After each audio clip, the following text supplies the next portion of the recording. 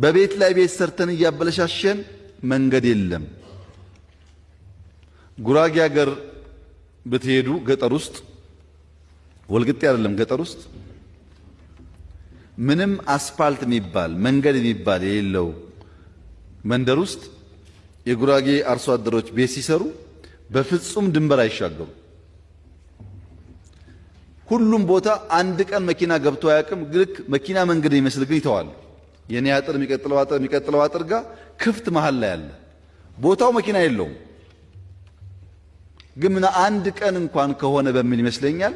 በሁሉም ቦታ ግን ፕላን የሆነ ነገር ታያላችሁ። ገጠር ውስጥ ከተማ እንዲያመውን አላቅም። ይሄ አርቆ የማየት ውጤት ነው። የራስን ሰፈር ለነገ እንዲመች አርጎ የመስራት ውጤት ነው። ዱባይ ከጥቂት ዓመታት በፊት ይሄኛው ፎቶ ነው።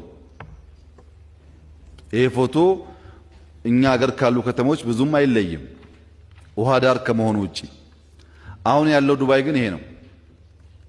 ዱባይ 35 ኪሎ ሜትር ስኩዌር ነው ስፋቱ፣ ከአዲስ አበባ ያንሳል። 3.5 ሚሊዮን ህዝብ ነዋሪ ያለው፣ እድሜው 190 ዓመት ነው። አሁን ዱባይ በ100 ዓመት ውስጥ ከዚህ ወደዚህ ካደገ የእያንዳንዱ